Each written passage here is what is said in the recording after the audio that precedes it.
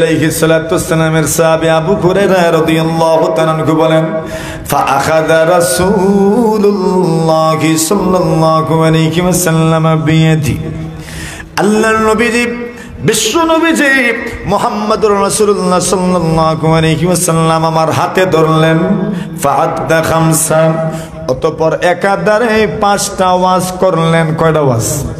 পাঁচটা। ফাআদ্দা খামসা, পাঁচটা ওয়াজ করলেন। পাঁচ ওয়াজের প্রথম ওয়াজ ছিল, আল্লাহ রাসূল বলছেন, ও সাহাবী আমার, ইত্তাকিল মাহারিম তাকুন আ'বাদান নাস, সব হারাম জিনিস থেকে তুমি বেঁচে থাকো, তাকুন আ'বাদান নাস, তুমি সবচেয়ে বড় ইবাদত করনে ওয়ালা হয়ে যাবে। কিসের থেকে বেঁচে থাকা? হারাম থেকে। কিসের থেকে?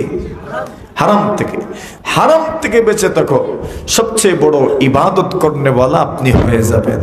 তার ইবাদত করনে ওয়ালা হওয়ার জন্য শুধু তসবিহ পড়াই জরুরি না, হারাম থেকে, মানুষকে কষ্ট দেওয়ার থেকে, হিংসা বিদ্বেষ থেকে, চুগলখড়ি থেকে, গীবত থেকে, মিথ্যার থেকে যদি কেউ বেঁচে থাকে, অহংকার থেকে বেঁচে থাকে, ওই ব্যক্তিও আল্লাহর ইবাদতকারী ব্যক্তির অন্তর্ভুক্ত। ঠিক না? আল্লাহ বলেন, ওয়া ইবাদুর রহমান, আল্লাহর বান্দা, রহমানের বান্দা কার? আল্লাযীনা ইয়ামশুনা আলাল আরদি হাওনা, যারা আল্লাহর জমিনে চলাফেরা করে নম্রতার সাথে। কিভাবে? নম্রতার সাথে, অহমিকা নাই, দাম্ভিকতা নাই। আল্লাহর জমিনে যারা চলাফেরা করে অহংকার মুক্ত, দাম্ভিকতা মুক্ত চলাফেরা করে। কিছু মানুষ আল্লাহর জমিনে হাঁটে, চলে, ঘোরাফেরা করে অহংকারী হয়, আছে না নাই? আল্লাহ বলছেন, লা তামশি ফিল আরদি মারাহা, আল্লাহর জমিনে অহংকারী হয়ে চলাফেরা করিও না, কারণ তোমার অহংকার থাকবে না। কি দিয়ে তুমি অহংকার করবে? তোমার কাছে তো আসলেই কিছুই নাই অহংকার করার, নাকি আছে কিছু অহংকার করার মতো? যা আছে গুনাহগুলি সব কার দেওয়া? যেরকম আল্লাহ প্রদত্ত, তো আপনি কি দিয়ে অহংকার করবেন? হাদিস শরীফে রাসূলুল্লাহ বলেন, হায় উম্মত, অহংকার করিও না। তুমি অহংকার যদি করো তো আল্লাহর চাদর নিয়ে যেন তুমি টানাটানি করলা। আর কেউ যদি আল্লাহর চাদর নিয়ে টানাটানি করে তো আল্লাহ শাস্তি দিবেন কিনা? যেরকম আল্লাহ শাস্তি দিবেন। তো বলছেন, আমার বান্দাবান্দির পরিচয় হইল যারা অহংকার করে না। কি করে না ভাই? এজন্য অহংকার মুক্ত থাকার দরকার। এটা সবচেয়ে বড় গুণ, মানবিক গুণ। অহংকার মুক্ত থাকার দরকার, ইনশাআল্লাহ। রাজি আছেন? কত মানুষের কত জিনিসের অহংকার আছে। বলছেন একদম সিম্পল থাকার দরকার, একদম সহজ সরল জীবন যাপন। নবী আকরাম সাল্লাল্লাহু আলাইহি ওয়াসাল্লাম একদিন আবু হুরায়রা রাদিয়াল্লাহু তাআলা আনহু বলেন, আল্লাহ রাসূল সাল্লাল্লাহু আলাইহি ওয়াসাল্লাম বসা, হঠাৎ করে রাসূল আমাদেরকে সম্বোধন করে বলেন, মাইয়া খুদান্নি হাউলাইল কালিমাত ফায়াবালু বিহিল আও ইউআল্লিমু বায়াবালু বিহিল। আল্লাহর নবী বলেন, আমি এই মুহূর্তে কিছু উপদেশ করব, উপদেশ দিব, কিছু ওয়াজ করব, নসিহত করব। সাহাবীদেরকে সম্বোধন করে বলেন, তোমাদের মধ্যে কেউ কি আছো আমার উপদেশটা গ্রহণ করবা? আবু হুরায়রা বলেন, আমি তো নবীজির জবান থেকে কিছু শোনার জন্য সবসময় উদ্গ্রীব থাকি, আগ্রহী থাকি। কখন নবী কি বলবেন শোনার জন্য আমি সবসময় আগ্রহী থাকি। এমনকি নবীজির কোনো কথা যেন মিস না হয়। পেটে ক্ষুধা নিয়ে নবীজির মজলিস আমি ছাড়ি নাই। সুবহানাল্লাহ। আবু হুরায়রা বলেন, আজকে রাসূল এত সুন্দর করে বলছেন, কে আছো আমার কথাগুলো তুমি শুনবা। আবু হুরায়রা বলেন, আমি নবীজির সামনে দাঁড়ায় গেলাম। সুবহানাল্লাহ।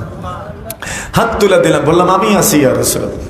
নবী আলাইহিস সালাতু ওয়াসসালামের সাহাবী আবু হুরায়রা রাদিয়াল্লাহু তাআলা আনহু বলেন, ফাআখাযা রাসূলুল্লাহি সাল্লাল্লাহু আলাইহি ওয়াসাল্লাম বিয়াদি, আল্লাহর নবীজি বিশ্ব নবীজি মুহাম্মদুর রাসূলুল্লাহ সাল্লাল্লাহু আলাইহি ওয়াসাল্লাম আমার হাতে ধরলেন। ফাআদ্দা খামসা, অতঃপর একাধারে পাঁচটা ওয়াজ করলেন। কয়টা ওয়াজ? পাঁচটা। ফাআদ্দা খামসা, পাঁচটা ওয়াজ করলেন। পাঁচ ওয়াজের প্রথম ওয়াজ ছিল, আল্লাহ রাসূল বলছেন, ও ও সাহাবী আমার, ইত্তাকিল মাহারিম তাকুন আ'বাদান নাস, সব হারাম জিনিস থেকে তুমি বেঁচে থাকো, তাকুন আ'বাদান নাস, তুমি সবচেয়ে বড় ইবাদত করনে ওয়ালা হয়ে যাবে। কিসের থেকে বেঁচে থাকা? হারাম থেকে। কিসের থেকে? হারাম থেকে। হারাম থেকে বেঁচে থাকো, সবচেয়ে বড় ইবাদত করনে ওয়ালা আপনি হয়ে যাবেন। তার ইবাদত করনেওয়ালা হওয়ার জন্য শুধু তসবিহ পড়াই জরুরি না, হারাম থেকে, মানুষকে কষ্ট দেওয়ার থেকে, হিংসা বিদ্বেষ থেকে, চুগলখড়ি থেকে, গীবত থেকে, মিথ্যার থেকে যদি কেউ বেঁচে থাকে, অহংকার থেকে বেঁচে থাকে, ওই ব্যক্তিও আল্লাহর ইবাদতকারী ব্যক্তির অন্তর্ভুক্ত। ঠিক না? আল্লাহ বলেন ইবাদুর রহমান, আল্লাহর বান্দা, রহমানের বান্দা কার? আল্লাযীনা ইয়ামশুনা আলাল আরদি হাওনা, যারা আল্লাহর জমিনে চলাফেরা করে নম্রতার সাথে। কিভাবে? নম্রতার সাথে, অহমিকা নাই, দাম্ভিকতা নাই। আল্লাহর জমিনে যারা চলাফেরা করে অহংকার মুক্ত, দাম্ভিকতা মুক্ত চলাফেরা করে। কিছু মানুষ আল্লাহর জমিনে হাঁটে, চলে, ঘোরাফেরা করে অহংকারী হয়, আছে না নাই? আল্লাহ বলছেন লা তামশি ফিল আরদি মারাহা, আল্লাহর জমিনে অহংকারী হয়ে চলাফেরা করিও না। কারণ তোমার অহংকার থাকবে না। কি দিয়ে তুমি অহংকার করবে? তোমার কাছে তো আসলেই কিছুই নাই অহংকার করার, নাকি আছে কিছু? অহংকার করার মতো যা আছে গুনাহগুলি সব কার দেওয়া? যেরকম আল্লাহ প্রদত্ত, তো আপনি কি দিয়ে অহংকার করবেন? হাদিস শরীফে রাসূলুল্লাহ বলেন, হায় উম্মত, অহংকার করিও না। তুমি অহংকার যদি করো তো আল্লাহর চাদর নিয়ে যেন তুমি টানাটানি করলা।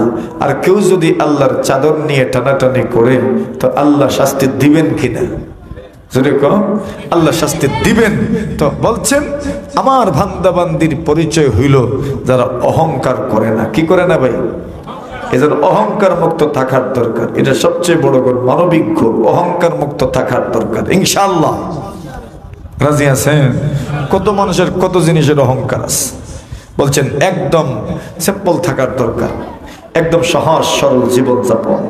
আল্লাহ রাসূল বলছেন আল কিবরিয়া উরিদাই, আল্লাহ বলছেন শোনো হে রাসূল, উম্মতকে জানায়া দিয়েন আল কিবরিয়া উরিদাই, অহংকার আমার চাদর। সুবহানাল্লাহ। কার চাদর? আর একজনের চাদর নিয়ে আপনি টানাটানি করবেন? সুযোগ দিব? শীতের দিন যদি চাদর নিয়ে টানাটানি করেন তো কিতা মনে করুন? ঝগড়া শুরু হইতো না। রাত্রে খেতায় টান, দুইজনের উপরে একটা খাতা থাকলে, একটা আপনার লেপ থাকলে, একটা কম্বল থাকলে, দুইজনের একজন টান দিলে আরেকজন চেত করে ওঠে। ঠিক না? আল্লাহ বলেন আল কিবরিয়া উরিদাই, অহংকার আমার চাদর, অহংকার আমার চাদর। বল আজমাতু ইজারি, বড়ত্ব আমার ভূষণ। কেউ যদি টানাটানি করে আযাবতুহু, আমি তাকে আযাব দিয়ে ছাড়ব। এটা অহংকার মুক্ত থাকা, এটা আল্লাহর বান্দাদের গুণ, রহমানের বান্দাদের গুণ। ওয়া ইবাদুর রহমান আল্লাযীনা ইয়ামশুনা আলাল আরদি হাওনা ওয়া ইযা খাতাবাহুমুল জাহিলুনা ক্বালু সালামা, যারা অহেতুক কথাবার্তা বলে না। অহেতুক কথায় যখন কেউ তাকে জড়াতে চায় তখন বলেন না, তোমার সাথে কথা বলে লাভ নেই। জাহিলদের সাথে তারা কোনো কথাই বলে না। ওয়াজিদ্দু কুল্লি ইমরিইম মা কানা ইয়াজহালুহু ওয়াল জাহিলুনা লি আহলিল ইলমি আদাউ। এই দুনিয়াতে মূর্খ যারা, তো জ্ঞানী লোকের দুশ্মন। জ্ঞানী লোকের কি ভাই? দুশ্মন। মূর্খ জ্ঞানী লোকের দুশ্মন। ইলিম জ্ঞানের বিপরীত, জ্ঞান ইলিম মূর্খতার বিপরীত, মূর্খতা ইলমের বিপরীত। এই মূর্খতা, জাহালত, অজ্ঞতা দূর করার জন্যই জ্ঞান। এজন্য জ্ঞানকে আলো বলে। কি বলে? আলো। জ্ঞানী আলো। আল ইলমু নূর। জ্ঞানী কি ভাই? জ্ঞানী আলো। ইসলামী শিক্ষাই হচ্ছে আলো। আলোকিত মানুষ গড়ার জন্য ইসলামী শিক্ষার কোনো বিকল্প জোরে নাই। এজন্য ইসলামী শিক্ষা অত্যন্ত জরুরি বিষয়। এই প্রতিষ্ঠান মাদ্রাসাতুন নূর আল ফুরকানিয়া, এটা ইলমের এক কারখানা। আলহামদুলিল্লাহ বল, ইলমের মারকাজ, ইলমের কেন্দ্র। মানে এখান থেকে অন্ধকার দূরীভূত করা হয়, অন্ধকার দূর করা হয়। অন্ধকারকে দূর করার জন্য ইলিম আসে। দিন আসলে রাত থাকে না, সূর্য উঠলে রাতের অন্ধকার থাকে না। ইলিম আলো যখন সমাজে বিস্তৃত হবে, সমাজের সব অন্ধকার, সব কুসংস্কার, অজ্ঞতা, মূর্খতা অটোমেটিক দূরীভূত হয়ে যাবে। কথা বলেন ঠিক না? এজন্য এই প্রতিষ্ঠানকে কিয়ামত পর্যন্ত টিকিয়ে রাখার দরকার, প্রয়োজনীয়তা আছে না নাই? 57 বছর হয়ে গেছে, আলহামদুলিল্লাহ বলেন। কত বছর? 57 বছর। এখন তো আর তো কতদিন, মাত্র 43 বছর পরেই তো 100 হয়ে যাবে। কত? 100 বছর। 100 বছরের মানুষই খুঁজে পাওয়া যায় না। প্রতিষ্ঠান এই দুনিয়াতে শুধু জনগণের ভালোবাসার উপর শত শত বছর দাঁড়িয়ে আছে, এমন প্রতিষ্ঠান হইল কওমি মাদ্রাসা। কথা কোন ঠিক না বেটা? কি জাত মাদ্রাসা? শত শত বছর সগৌরবে দাঁড়িয়ে আছে, শুধু মানুষের ভালোবাসাকে পুঁজি করে। এই ভালোবাসার প্রতিষ্ঠান কিয়ামত পর্যন্ত জারি থাকতো কিনা ইনশাআল্লাহ? আপনাদের সহযোগিতার হাত বাড়াবেন তো ইনশাআল্লাহ? সহযোগিতা করবেন তো ইনশাআল্লাহ? কেমনে করবেন? পরামর্শ দিবেন।